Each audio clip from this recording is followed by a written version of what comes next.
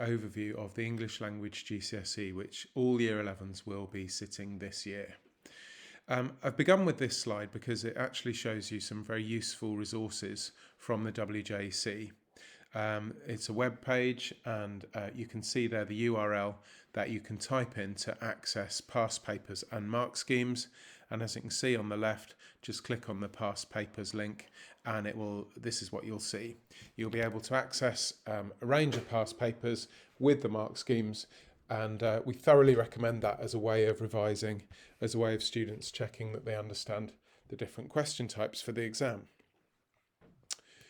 Now, the language GCSE consists of 3 units, so I'll just talk you through those briefly. Unit 1 is a 5-minute presentation worth 20%, and work on that began at the very start of Year 11. So most students did a great job of that before Christmas, got that recorded and out the way. A few others have needed last-minute tweaks, or they've put it off, but that is now complete. Unit 2 is a 2-hour exam, the longest element of the GCSE, and that consists of a reading section out of 40 and a writing section out of 40. Now, the reading section, those 40 marks are made up of a variety of question types. So there'll be some multiple choice, some single word answers, but there are also some longer, what we call high tariff questions. So students should be able to talk to you about the how question, the synthesis question, the compare question, and the summarise question in particular, because those are the ones worth between 5 and 10 marks. And very often those go a long way to deciding a student's overall grade. As I mentioned, you can find examples of those in the past papers on the WJC page. The other half of Unit 2 is a writing section, and that consists of a 5-mark proofreading task where they have to find errors in a short piece of writing and correct them, and then 35 marks for a longer piece of writing, and that will either be an essay or a narrative, so a story of their own devising.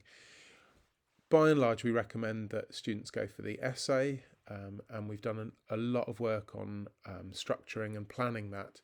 So it'd be a good idea to ask students, to ask your sons and daughters about their understanding of the ideas structure, and they'll probably roll their eyes, but that's because we've revisited it so often, and it's such a useful structure for them in the exam. Some students may wish to do the creative writing element, but there are a lot of risks there. So we would expect that would be the minority that do that. We strongly advise look at the essay question first. And again, you'll see those in the past papers available on the WJC webpage. So you can see Unit 2, a really important element of the GCSE. Finally, Unit 3 is a quite similar looking exam in the sense that it's got a reading section and a writing section. Once more, that reading section is a mixture of low tariff questions, so 1 and 2 mark questions, maybe some gap fill, maybe some multiple choice, some single word answers, some single sentence answers, and also the longer high tariff questions. Now, just a couple of things here.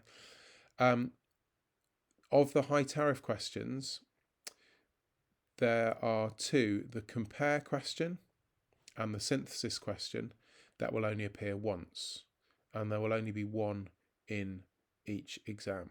So if the compare question has turned up in the Unit 2 exam, then students know that the synthesis question will need to be in the Unit 3, or vice versa. Okay, that will make more sense once they've sat the Unit 2, but it would be worth talking to them about the compare and the synthesis questions and just making sure they're clear on what those are like, and the fact they will only have to answer 1 in each exam. Okay. In terms of timescales, as we've said, Unit 1 is completed by now. That is done, and students should be aware of their mark out of 40. Unit 2 takes place on Wednesday the 18th of May, so a relatively early exam, that one, and it is a bit of a clincher. Particularly the writing section that we've talked about, the essay, is out of 35 marks, and that will go a heck of a long way to determining their final grade. Unit 3, there's a significant gap there, so Unit 3 isn't until Friday the 10th of June, which is quite unusual. Normally they're in the same week. And I think what the exam board are doing this year is giving students an opportunity to recover, revise, revisit the Unit 3 exam and give them a bit of time to look at that once the Unit 2 is done. So I strongly recommend some revision of Unit 3 papers before Friday the 10th of June. So what can students do to prepare and revise?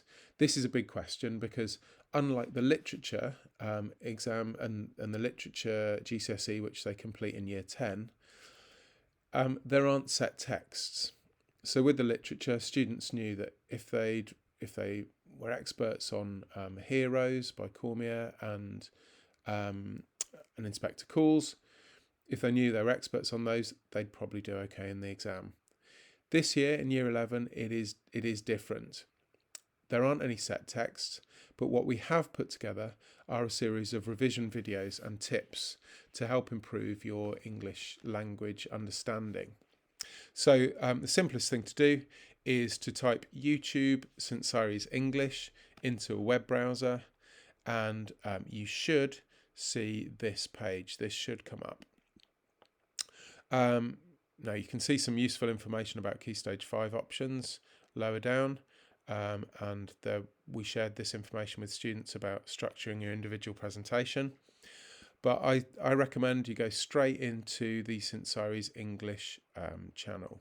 So if we have a look, it should come up for us.